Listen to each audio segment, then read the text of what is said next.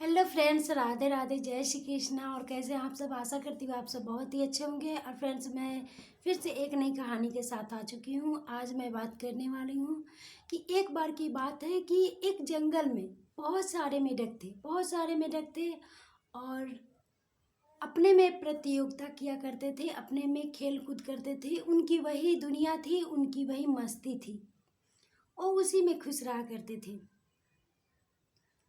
और उसी मेढक में एक छोटा सा मेढक था, उसका नाम था गोलू। और गोलू सबके साथ प्रतियोगिता नहीं कर पाता था, वो ज़्यादा उछल कूद नहीं कर पाता था, दिखावा नहीं करता था और सबके साथ नहीं खेला करता था। लेकिन उसकी एक उम्मीद थी कि वो एक बड़ा चट्टान पर चढ़ करके एक दिन सबको दिखाएगा। गोलू मन में ठान रखा था और गोलू जब भी कोशिश करता तो सब मेढक उसे हंसने लगता कि है तू तो एक छोटा पत्थर पर भी चढ़ नहीं पाता है और तू इतनी ऊंची चोटी पे चढ़ेगा, तुमसे नहीं हो पाएगा, तुम छोड़ दो ये अपना सपना। फिर गोलू सबकी बातों को सुनता और चुपचाप रह जाता। ऐसा ही करते करते एक बार की बात है कि उस जंगल में एक बार प्रतियोगिता हुई तो सारे मेढक भाग लिए और सारे जानवर, हाथी, हिरन, खरगोश, शेर, बाघ सभी आए और सभी प्रतियोगिता में रहे। और एक दिन की बात है कि उस प्रतियोगिता की वो दिन आ गया और उस दिन प्रतियोगिता में सभी मेढक भाग लिए थे और मेला लगे और तभी प्रतियोगिता शुरू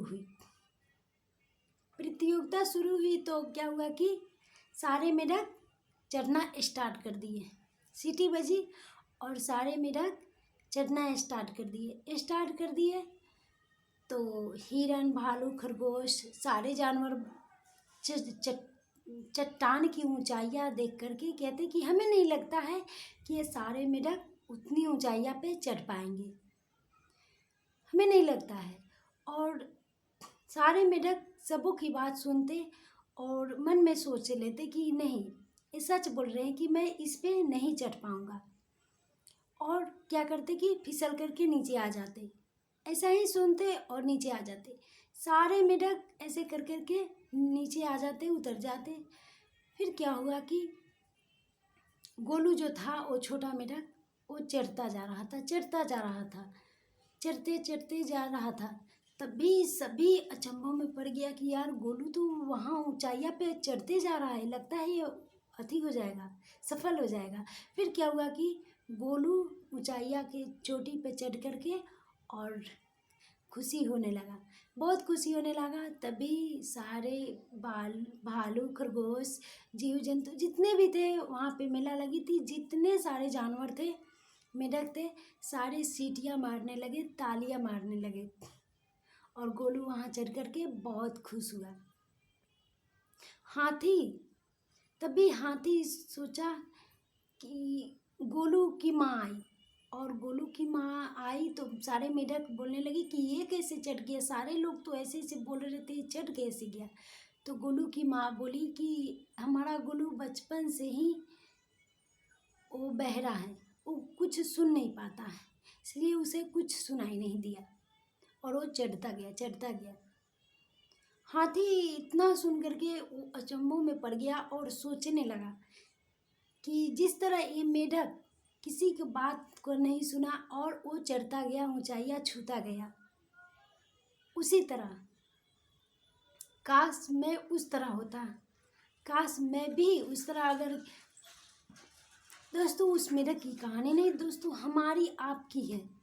काश हम लोग भी अगर कोई काम करना चाहते हैं, आगे बढ़ना चाहते हैं, कुछ करना चाहते हैं, तो लोग हमें तरह तरह की बातें बोलते हैं, तरह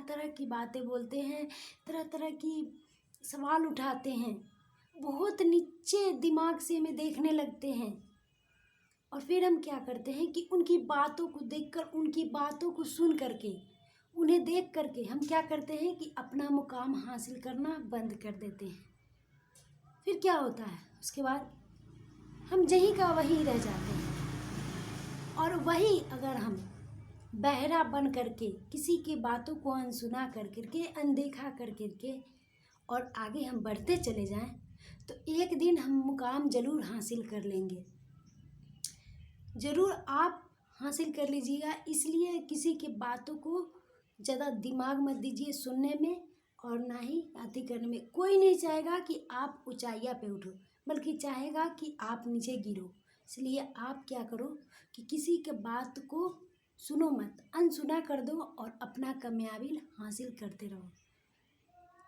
तो सही so thank you for watching. मेरी वीडियो कैसी लगी कमेंट में अवश्य बताइएगा। जय श्री कृष्ण।